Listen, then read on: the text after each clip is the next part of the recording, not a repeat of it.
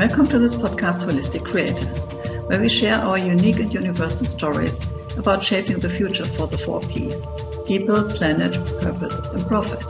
My name is Swanette Kuntze. I'm a mental coach and your host of this show.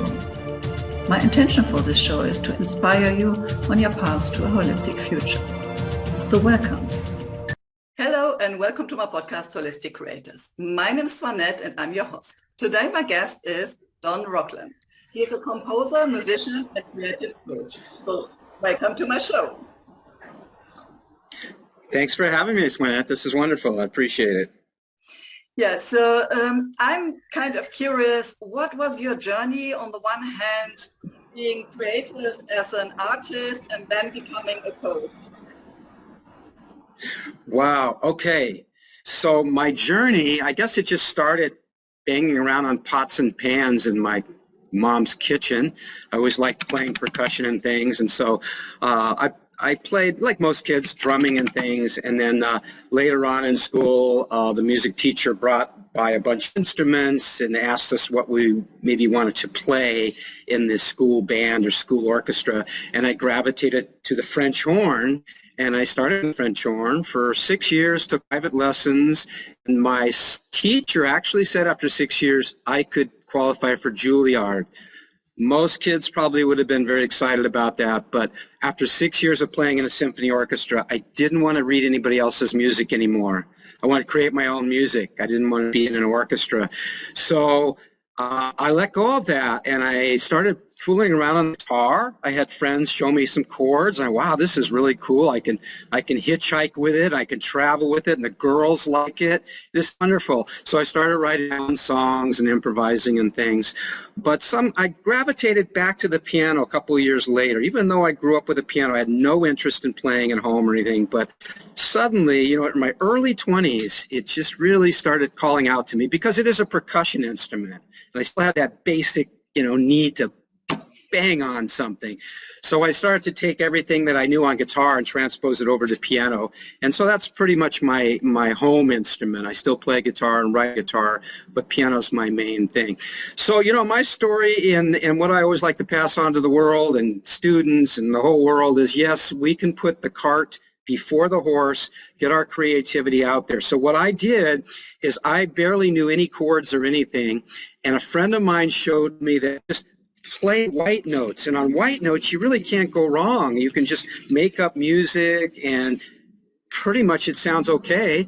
And so I actually booked my first gig at a church doing just that. I went out and I started when they introduced me and I came up and I just start making up the music, and the only rules in the church were that it had to be semi-calming and relaxing for people as they were coming in and getting ready to meditate and listen to the service.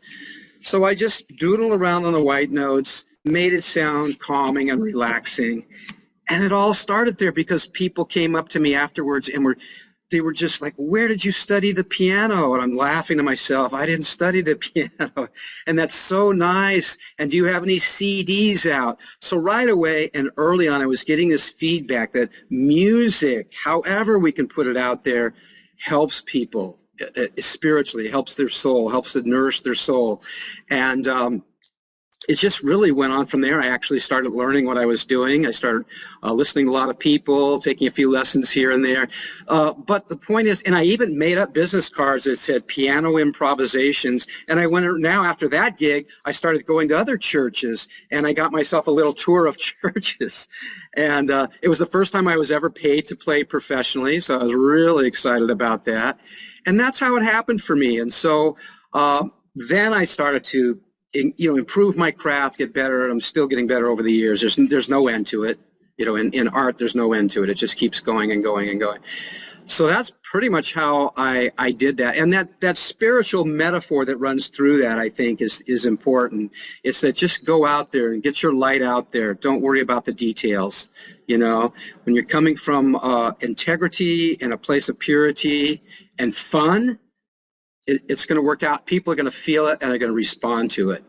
So you are literally a messenger of light at that point. So That's part of what I do in my coaching is I help reassure people that there is no perfection. There's no perfect place you have to get to. You can get out there and perform in a couple of days or a week by playing a few notes if you do it from your heart. So that's how I got started. Still love it. Yeah.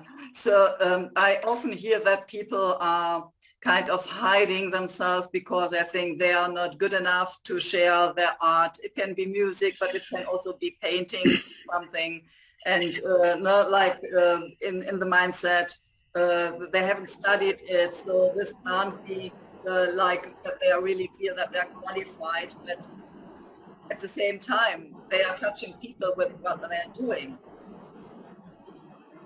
Yeah, and that's the important thing because, you know, we all get caught in the comparison game, and it's something I still remind myself of. But there's no end to that loop. There's always people that are better than you, I mean, better than you technically, whatever, and there's people that aren't as good as you, but it has nothing to do with that. The more I study and listen to my mentors and the people that have really, you know, made it big in the business and things, they all say the same thing. It's about really finding your voice.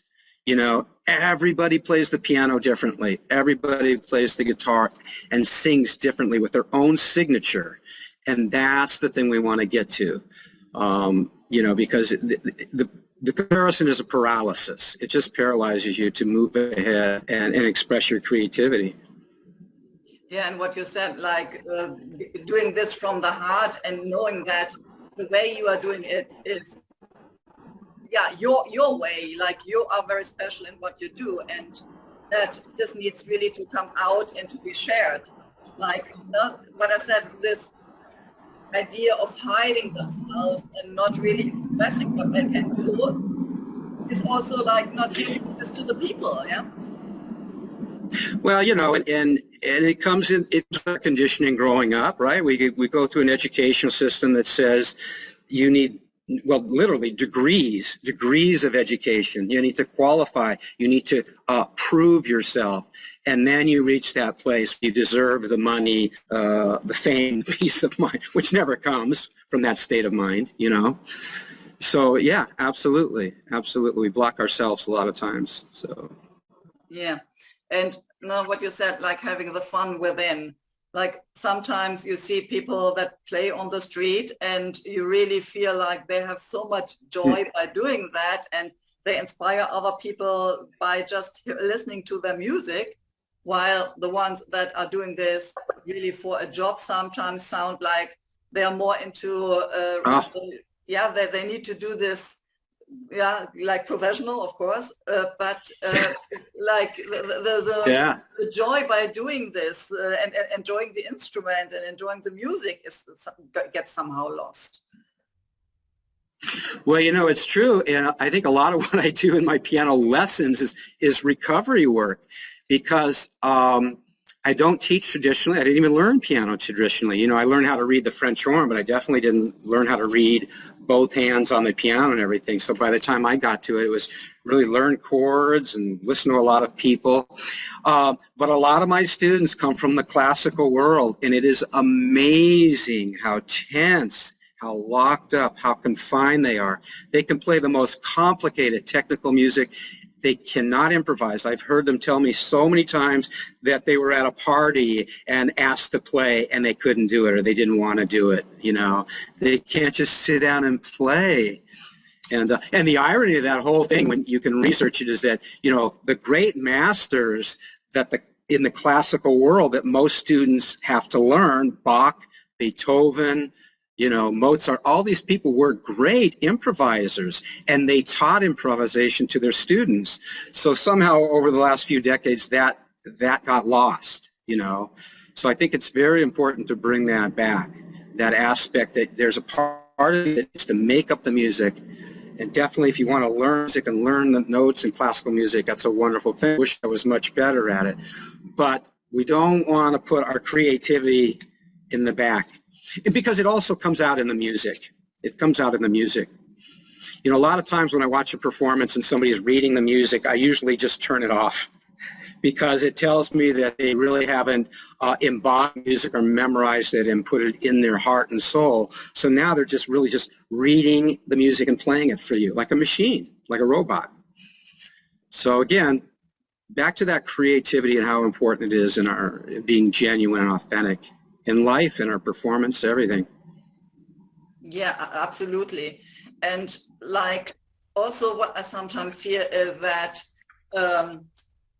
making music or making art is like a professional that will not bring in the bread. This is what we say in German. But yeah, like you will not have like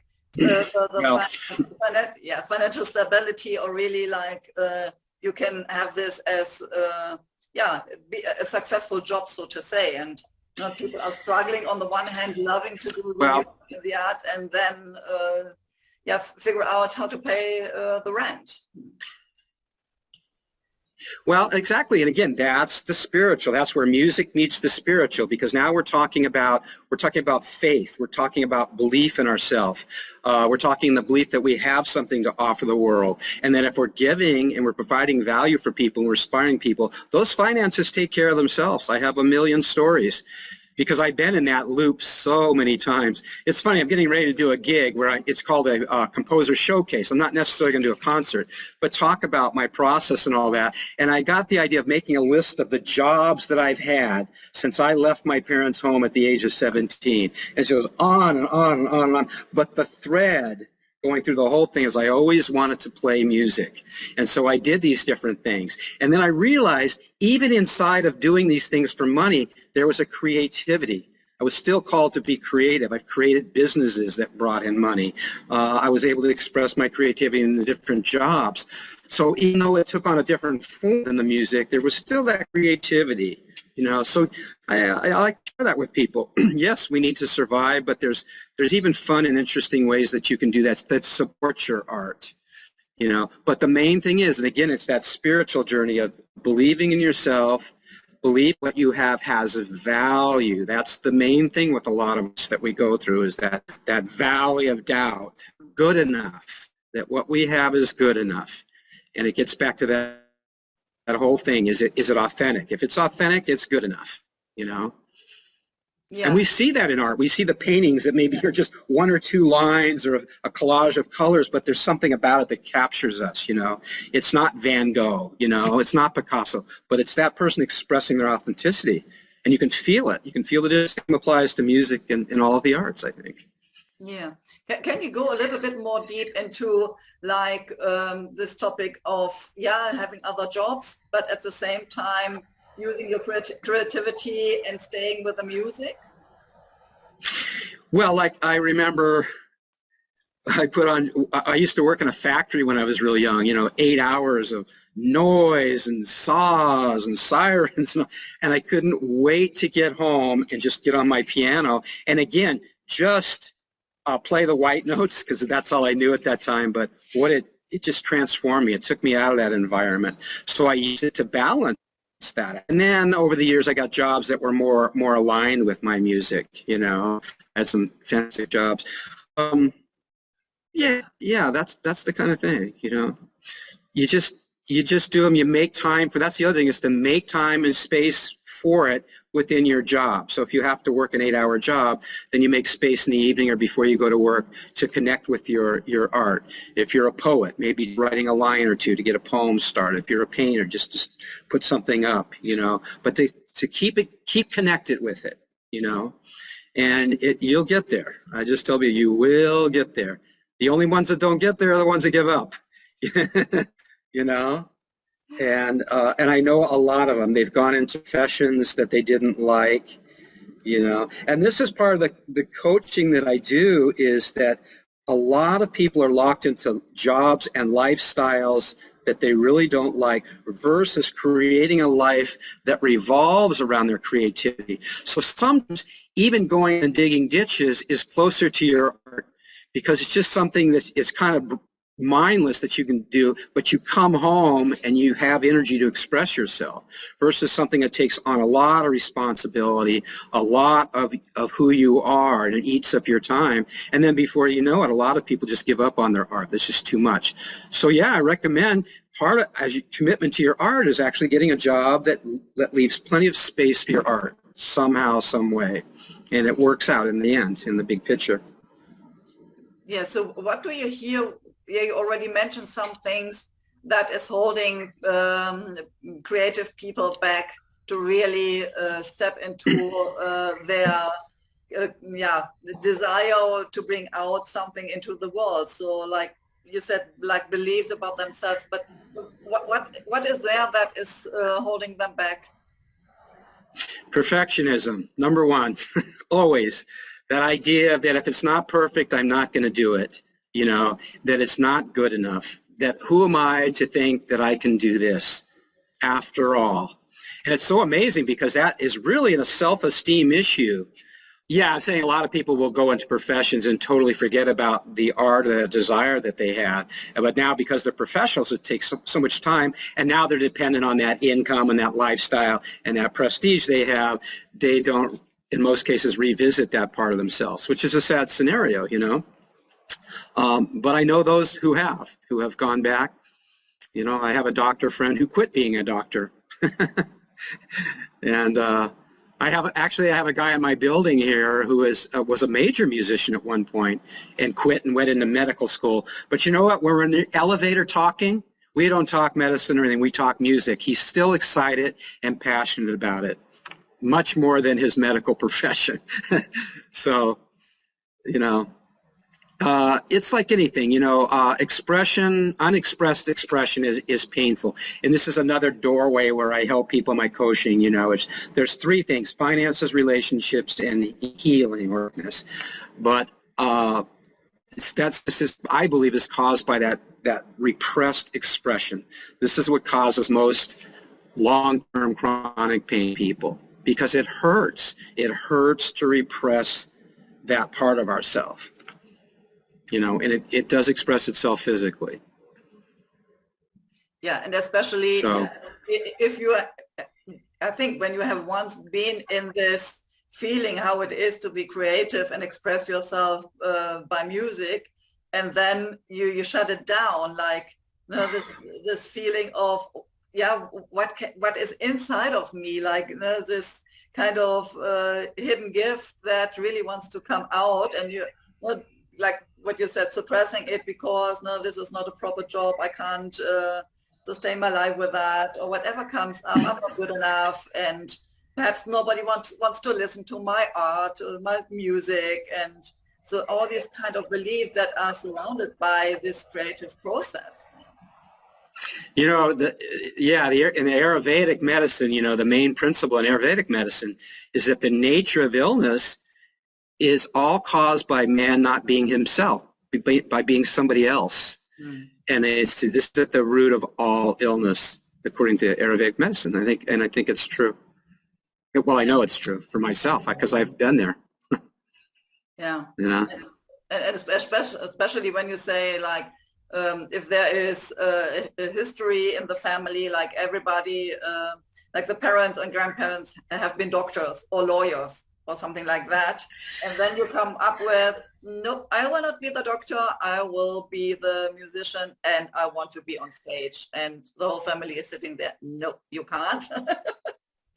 Yeah, well, right, you know, and exactly, you know, so it's the education system and well-meaning parents, I think, because, you know, we are all coming to this world creative geniuses. Absolutely. What child do you know that's not creative and enthusiastic about, you know, if you have children, you know, they're 3 years old and they come home and they've painted something in class, they have to show it to you. They have to show it to the world because they know that they're creative and they have to express it, you know. And so, yeah, you know, who is it? Mark Twain. Mark Twain said we're all geniuses until the age of 14, meaning that about that time we have to start making these decisions about what we're going to do in life. You know, it's just the worst for me, you know. I tell people, a gap year when you take a year off between high school and college. And my thing is I took 4 decades of a gap year. I started traveling and doing the music and all these things. And I do recommend that. I recommend, if you get out of high school, not sure everything, then just let it go. Maybe travel for a while, and these different things. And consider what your heart wants to do rather than just listen to, a lot of times we rush kids out of school now. Now you have to think about a degree, what you want to major in. And I was just mentoring for 3 high school kids just before COVID, and that was the agenda that the school wanted me to impart on these kids, to start applying for college and think what they wanted to do and all that, which I didn't do at all. I started asking what they really wanted to do, and it was a whole different story than what the school wanted them to do. And so that's where I encouraged them to do that. And not all of them wanted to go to college, No, so, of course not. And I think that in this age, the young people are not even aware about themselves. How can they make decisions for what they want to be in the world the next, whatever, 45, 50 years? This is kind of a strange concept at all. And well, it's like what you said too. Yeah, if the dad's a doctor, he probably wants his kid to be a doctor and be successful. We want them to follow in our footsteps. And this kind of thing. A lot of parents are like that. So again, and I work with mostly adults, mid-age, older people that the job is like, wow, how can we change that now? Because so many are ingrained in them. But there's definitely hope, and there's ways to do it, I had a piano student once. She was very affluent. She actually used to pay me to come to her beautiful house. She was always dressed up but her first words out of her mouth were, I don't think I can do this. This is really hard. I'm really bad. I can't do. And I went, wait a minute. Before I can even give you a piano lesson, I made a list of affirmations for her. And I said, I want you to go through these affirmations and pick out 3 and memorize them this week, and I'll come back next week, but I'm not going to give you a lesson, and I didn't. And it was amazing because she actually did. And then she started making up songs and writing songs, and it was this amazing transformation. And she was, God, I think she was already in her 60s. So, to see that transformation is great. We had to get to the root of it. And the root of it for her was, even though the exterior looked like everything was in place, she didn't like herself at all. She didn't think she had any talent or hope as any kind of artist. So, it's interesting work to help people discover that part about themselves, and definitely we can get them back on track. I had I think she was a 96-year-old blind woman in one of my piano workshops once, asking me if she, and the first question was, would this work for me? And I said, absolutely, have a chair. And she took the workshop, and it was good. Yeah, so you already said that you work with young people until they are 90 or whatever. And what are the questions, or what are the topics they come with? So what is their kind of desire to contact you? Well, a lot of times it's this, like you pointed out earlier, they're at a crossroads. They're not happy with their work, but they don't know how to support themselves and still do this work. They just need a few steps, and it's real simple. It's not that hard. It's like what I was pointing out earlier. Okay, so you have this 8-hour-a-day job. Well, maybe do a little of your thing in the morning, start to prioritize it, and then maybe you can have less hours at your work. Again, this is where the spiritual comes in. We have to trust that, who said it? Go. Where there is commitment, providence comes in, something like this. After we make the commitment, then providence. The angels come in, and all these synchronistic things happen that we couldn't have imagined before that. But we have to say yes first. So part of what I'm doing in my coaching is helping people say yes. I do want to do this. I feel so good when I do this, fulfilled. And exponentially, my family is happier. Everybody around me is happier, right? And so we're getting them to say yes. And financial things they couldn't even see. Windfalls of money come. All kinds of things. I have a million stories. I have so many stories that just, I'll tell you one, because it was maybe 9 or 10 years ago here in Portland where I live, and things just weren't well. You know, I was in my bed going bang, bang, bang against the wall, and I had just sent out something on the internet about a class or something, you know, through my marketing, and I get this email from this woman who says, I get your emails and stuff. I didn't know her. I don't remember her. I don't even know how she got on my list or how she found me. And she can't even remember. But she got an email, and she emailed me back, how's it going? How do these things work for you, these flyers and things you send out? And I was like, well, not too well right now. And she says, what's your address? The woman sent me a 4-figured check. That's all I'll say about that. That I didn't even know. She says, I think I went on your channel. I can't remember. I don't remember meeting her ever. And there I was at the bottom going, but this is what I want to do. This is what I do. And look how the universe came in. And that's just one of so many stories that I have to go back to my history sometimes when I'm feeling down and go, yeah, but what about that time and that time and that time and that time? So where there's commitment, providence follows. That's a quote. Yeah. Because it's true. It's true. So it's a matter of getting people in belief. And once they have a few things, you know, the faith gets stronger and stronger and stronger. Once they see a so-called miracle or two. And I encourage them not to call them miracles anymore after a few, because we want this to be an ordinary way of life. Things just happen for me. It's almost like self-hypnosis. Things always happen for me. Things always work out for me. And for somebody that feels they don't always work out, that's a big chunk right there. We have to get over that. No, things always do work out for it. And then I ask them to find a story or two in their life where it did work out, and everybody's got a story, you know. So that's part of it. It's just, you know, the 3 things I think I do in coaching is just inspire people. I can inspire them through stories that I've been through, resources, turning them onto resources, things that have helped me in my life, you know, and that's about it. And then I have some techniques, some step-by-step things to do.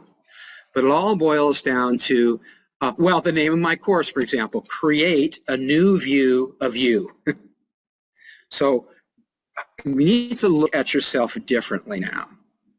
If you want to express your creativity in the world, then this is what you tell people. I'm a creative person. I do this, I do that. I told a writer this. She was working a full-time job, but she really, really wanted to write. I said, okay, when somebody asks you what you do now, you don't go to your day job. You tell them you're a writer.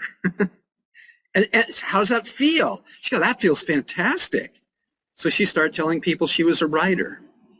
So you can imagine what that does to the inside of a person. It transforms the inside of them. I'm a writer. Forget about the 8-hour job I do. I'm a writer.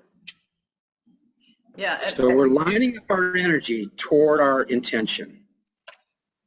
Absolutely. And I can see this as well. Like, as soon as you are aligned with what you really want to create, these kind of synchronicities appear. And yeah, so people show up, you get some information, or yeah, you will be inspired by something. So really, like, it's like you send a message to the universe, please deliver, in this case, this and this and this, and then something shows up, and it is often better than you could ever imagine what would happen. Ever. Yeah. Yeah, right. And this is the spiritual journey. That really is a spiritual journey. So many stories of how it lined up early on. You know, there's a story I'm going to be telling at my gig this Sunday. Is I used to hitchhike a lot when I got out of high school. I was hitchhiking on a big trip, and I didn't have anything. I just decided I want to travel, and I didn't have anything. And again, a commitment. We were just saying to the universe, I don't know how I'm going to get from Los Angeles to New York with $10 in my pocket, but I did it twice, actually. But once I got a ride, it was this big truck, and this guy was picking up all kinds of people that needed a ride, or but maybe 20 of us on a truck. And we stopped to use the restrooms, and when I came out, the truck was already down the road. He didn't know who was on his truck, and he was just leaving.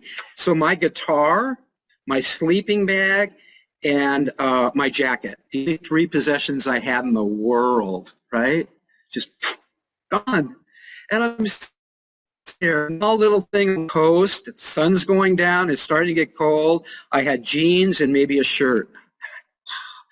And this is the first time it really dawned on me. I was only about 19 years old, and I just started to walk down the highway, and there's hardly any traffic now because it's getting dark. It's just a small little town on the coast. And I just hear, to this day, I swear it was a physical voice, but I just heard this inclination, go down this little deer trail into the woods. What? So I go down, and I come up, and there's a campsite, and there's nothing there. It was just some rocks around a camp, nothing there. And I look over, and there was a boulder, and on this boulder was this beautiful coat, an all-wool, double-breasted, it was a military jacket, the warmest coat in the world, and it was the only thing that was there. Oh, my God. So I put on the coat, and I go, okay, problem number one, I'm not going to freeze to death. So I went back out to the highway. I stick out my thumb, I get a ride, and the guy's going into San Francisco. I said, perfect, that's where I'm going. He says, by the way, do you need a place to stay? And I said, yeah, I'm just traveling, it's great. So he's making dinner for me and stuff, and I see a guitar on the corner. So while he's making dinner, I pick up the guitar and I start strumming, and he goes, hey, you're pretty good on that. Would you like that guitar? It's just sitting here, nobody uses it.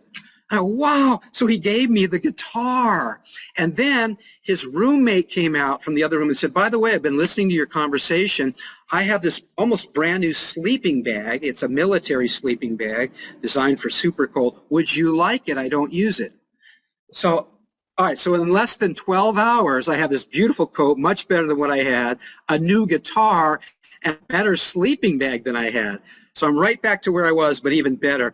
And that really set the tone early in my life that, you know, when we stick with the faith, we stay on course, which for me was, I didn't know where I was going. I just adventure. Things were just popping everywhere, a million stories. But it kind of started with that adventure.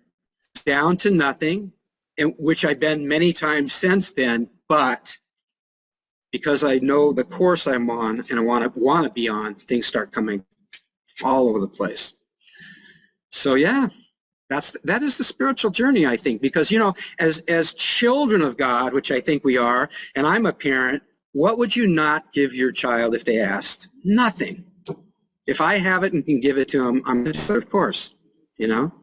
So it's that same relationship with our spiritual parents, I think. And you're saying, yes, Father and Mother, help me. This is what I want to do. Of course, of course. We'll accept it. We will give it to you. This is what I've learned about prayer, too. Prayer, for me now, is no longer asking. It's thanking. Because the spiritual thing says, when you ask, you receive instantly. But it's the receiving. And again, it gets back to that self-esteem. I have to believe that I'm good enough to receive what I'm asking for. Sometimes it takes a long time because of that wavering in our belief, you know, but Spirit has already said, yes, it's yours, you know. Yeah, and I think sometimes you need to make some experiences on the way, like, you know, if you go straight, then something is missing that you need later on. So I think my journey is the same as well. Like sometimes I think, why is this going on right now? And looking back, I understand, okay, this was so necessary to absolutely someone or to make this experience or to learn this skill, and now I need it. Now it's there. And yeah, but in the right, process, it sometimes looks so absurd. And well, you know, in the world of creativity, A rarely goes to point B. You make a A-H-J-I-B, you know. And I love the analogy of, you know, if I want to sail from LA Harbor to Hawaii, I can do everything. I can get my map, set my course and everything. The one thing I can't do, this is a sailing venture, is I can't tell the wind what to do. I can't tell the wind how hard to blow, when to blow, none of those things. All I can do is set my course. It's life, you know. So here's my intention. I have no idea why it's going to, but isn't it great? Like in your life, I'm sure, in retrospect, you went, wow, if this didn't happen, that wouldn't have happened. I would have meant so-and-so, and on and on and on. It's great. yeah, absolutely. And so going a little bit further, you already said, like, for yourself, like music brings you in balance and it brings you joy. What kind of transformation do you see in your clients? Well, everybody's different. There's nothing like a call, like with a friend the other day. This was one of our, the healing is the main thing I work on a lot now because, man, what can you do when you don't feel good, really? You know, I had chronic back pain for 15 years. Right in my 40s, I wanted to check out. I didn't want to be on earth anymore. It's just every day, you know? And so that's an important one for me because I've experienced it directly. And what I did to heal my back had nothing to do with doctor or anything. This is all up on my website. We can talk at the end. There's nothing like hearing from somebody that said, wow, I have been working with this. I'm no longer in pain. I call it creative healing because you have to go outside of the medical box to do what I did and have to, you know, start to formulate your belief. And she's one that did. And so I love talking to her because she shares the stories and we share stories with each other. Like, you know, my pain came on. It was the same pain that knocked me out for 5 years. And within an hour, I know what to do now. Literally in an hour, you know. So that's one that I love. In piano, for example, my class just all revolves around showing people how to learn their basic chords. And I think once you know that, you can really open the creative door. So I've heard stories of people years later that, wow, thank you. I'm so glad that I took your course. I'm making up my own music. I'm in a band now, you know. You know, and these are people with full-time jobs, and they've done it as a hobby, and now they're able to do it more. You know, play at church or offer their music in service somehow. So those always feel good to hear. It completes the cycle. This is what I've been given. I want to share it with you. And it completes that cycle for me. Yeah. So I can imagine like music you can use like everywhere. And I have a friend, for example, who plays for elderly people in a nursing home, and we actually connect them with having this kind of music therapy, or like, you know, being on stage and giving people a joyful moment, or like there are so many different things you can do with music, and like seeing how you can express yourself. This is so amazing, I think. You know, it's just so amazing because we take it for granted from where I am as a musician. But yeah, I played a lot of those homes, and you know, they can't get out a lot of cases or anything. They're so happy that you came to see them. You know, let me tell you this story that hits on that point. You know, my girlfriend many years ago was from Germany, was from Hamburg, and we lived in Sedona together, and she wanted to come to a gig with me, and I was playing piano in a restaurant, and she was just playing the drum, just over there playing a simple little drum. And this woman came up and dropped $5 in a tip jar, and she looked at my girlfriend and said, "This is for you. I had such a healing experience listening to you play the drums." I thought, that was great. The tip wasn't for me. I thought it was because I was the main. But isn't that amazing that that's what she tuned into that helped her, is just that beat, that heartbeat that she was playing on the drum, and that this woman was affected that way. Not the piano, the drum. And so you're right. You know, you never know. We don't know how it's going to come. But I think it puts people back in touch, in that case, with their heartbeat, with their pulse, the rhythm of with. You know, we all have this pulse when we come. That's another thing when people ask, I'm not talented, I can't play, blah, blah. I say, do you have a pulse? And who can deny that? We wouldn't be talking if you didn't have a pulse. If you have a pulse, you can play music. It's a matter of listening to it, accepting it, getting inside of it. Don't resist it. The music will actually start to play you. That's how it works. When I hit those moments when I'm playing where it's actually playing me, as I go, that's why I'm doing this. Those are those moments that's why I do this. There's nothing like it. It's total connection. Yeah. Bliss. Wow. Bliss, yeah.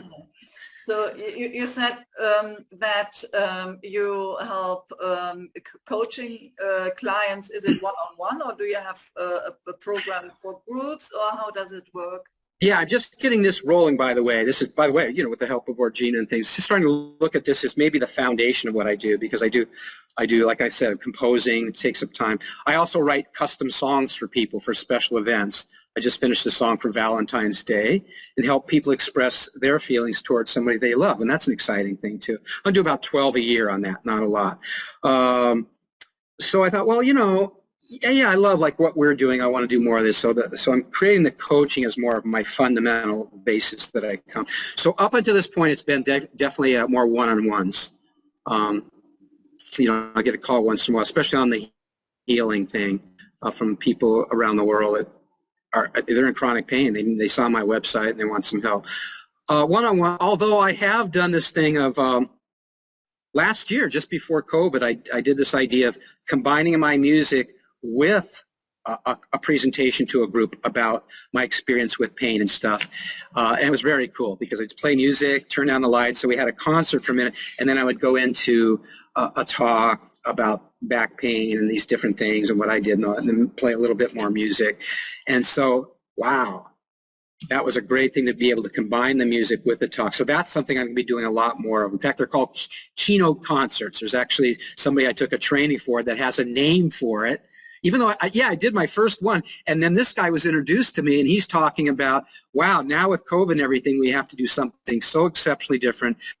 And he started teaching this thing called keynote concert. And there again, the universe provided that perfect lineup. Once I started doing it, the universe said, yes, this is definitely a thing that's very viable in the world. People are doing these keynote concerts, combining the music. And my first testimonial was from a nurse. And she said, wow, the way the music relaxed me made me much more receptive to the message. And I thought, that's perfect. The music gets to their heart, then the words are more accessible because of the music. So I'm really, really looking forward to more of these presentations, combining the music and the coaching. For the most part, yeah, more one-on-ones right now is what I'm doing in the coaching. So how does a typical process looks like if I would call you and say, so I want to experience my own creativity by whatever, learning piano. So how would you start this process with me? What would be typical steps or yeah, well, yeah, you know, I don't call it an intake because that reminds me of the doctor's office or something. But you know, but we have to get to know you. You know, like, well, what do you want to do? Like in piano, I definitely have suggestions. I'll talk about it at the end. I have a thing. It's free. It's my giveaway. It's called the Mega Lesson. You can take it. Everybody can take it.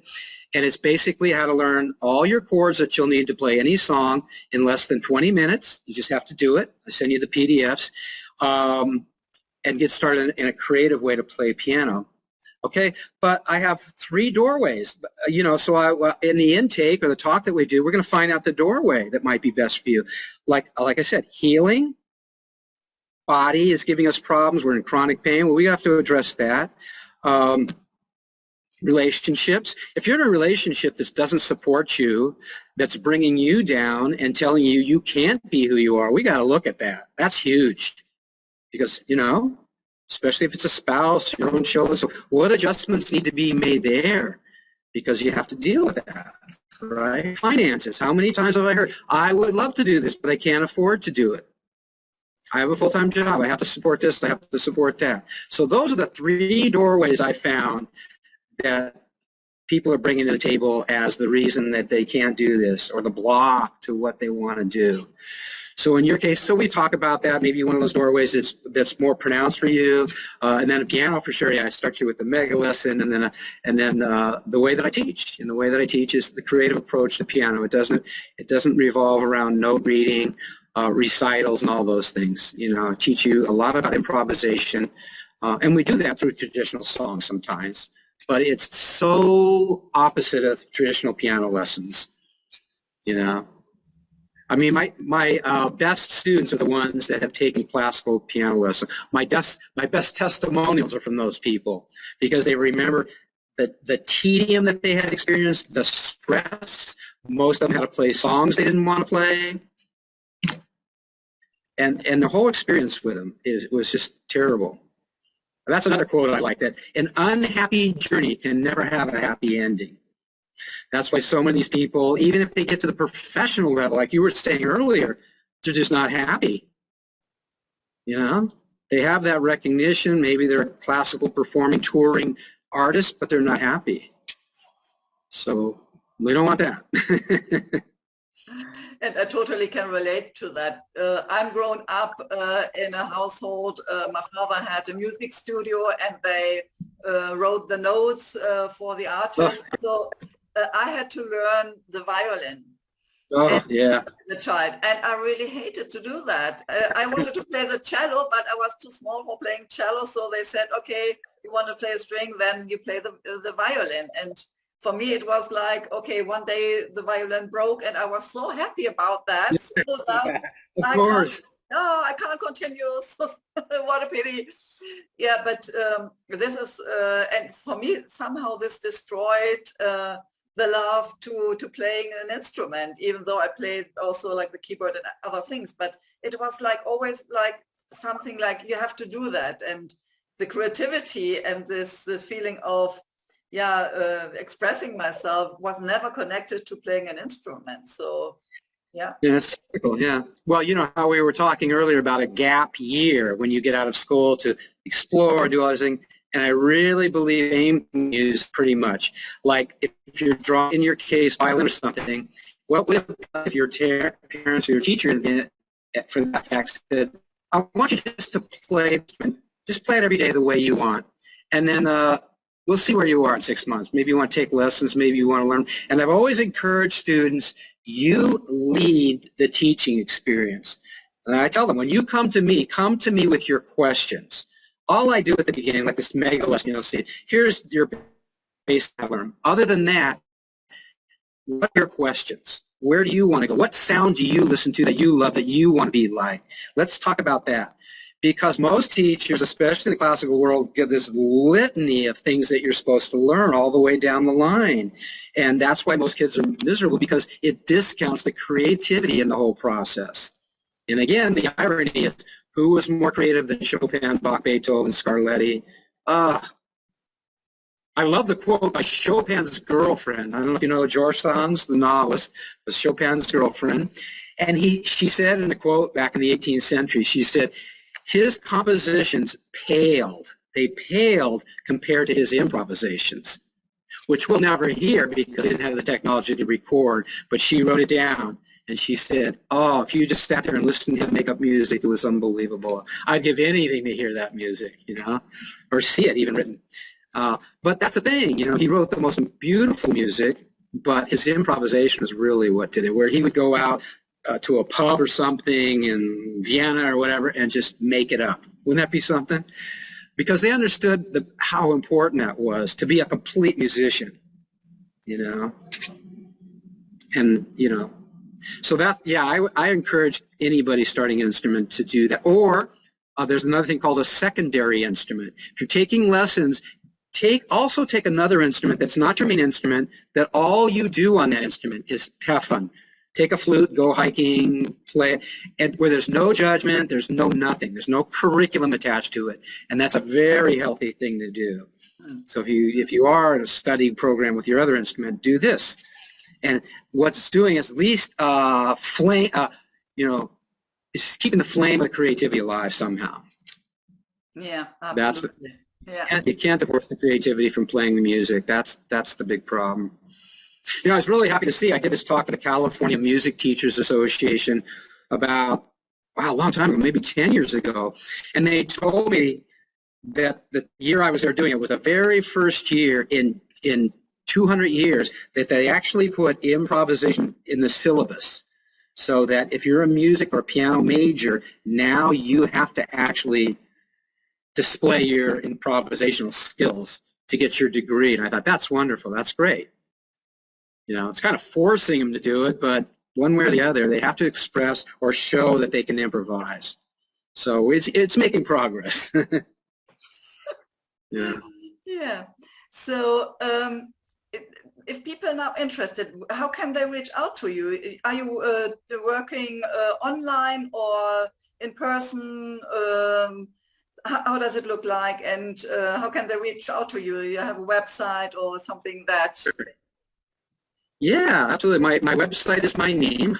So Donn Rochlin, D-O-N-N, and then ROCHLIN.com. As I mentioned right now, I'm really focusing on the healing thing. You'll see it on the menu. It says TMS, and if you'll click that, that's the story about the healing and how I can help you in the consultations that I do. But anything else that you're interested in, definitely call me or email me. Just drop me a line, and I'm happy to talk with you. You know, 20 minutes or a half hour, see where you're like, if we're a fit for any type of coaching or consulting around creativity that you'd like to experience. Just give me a call. We'll do that. So you can do this online. So it is right now, as you know, the world's kind of getting back to some kind of normality. I hope it doesn't go back to normality, but it's, so right now I'm still doing a lot of online, and I'm living, be living in the country and stuff too. So yeah, it's best online. Of course, that way I can reach people out of the country like you're doing. So online is the best. Zoom calls. I do mostly Zoom calls. Even the piano. I study with my teacher through Zoom, and it's a great way to do it. But yeah, if I'm in your country or you're mine, of course, there's nothing like personal one-on-one. So that's great if we can do it. Yeah, so that's the best way. Website, just drop me a line. Okay. And you said you have a free giveaway. Can you step a little bit more into that? You said it's PDF. Yeah. What is it all about? Yeah, so when you go to my website, you can just look over to the right, and you'll see if you put your email address in there, I'll send you the free mega lesson. And so you're going to get me showing you, this is right at the beginning, if you've never even played a day in your life, how to learn your major chords and your minor chords. Those are the two groups of chords that you need to play any song in the world. And like I say in the lesson, very basic and very simple, but I always ask my class, how many of you would be happy if in 6 months you could play 10 or 12 songs even in a simple way? Like, yeah, of course, right? And then we add on from there, and there's like I said, there's no end to it. It's just, you can get as sophisticated, as professional as you want. But get you started, get the plane up in the air so you're flying at least. And it's so amazing that I even had a friend with a master's degree in music take my course and didn't even know what I'm teaching on the mega lesson. Which is the most simple, easy thing, and it's definitely the foundation for all the improv that you'll do, even learning songs, other people's songs and things. So you get that in the free mega lesson. So that's all people have to do is go sign up for that. I'll send it to them. It comes with 2 PDFs and the video. Okay, so I will put the link in the show notes so that people can reach out to you very easy and send them a request or call you or whatever however they want to come in contact with you. Can I put my email in there? I have it on the pre-interview form. So yeah, okay. Yeah. Is there anything that you want to share that I didn't ask you? I think we really covered. Again, my message is I just love encouraging people because so many people have helped me. And that's what turns me on, And like you said, or like you asked me earlier, what's the response? Sometimes I don't hear anything for a year, 2 years, 3 years.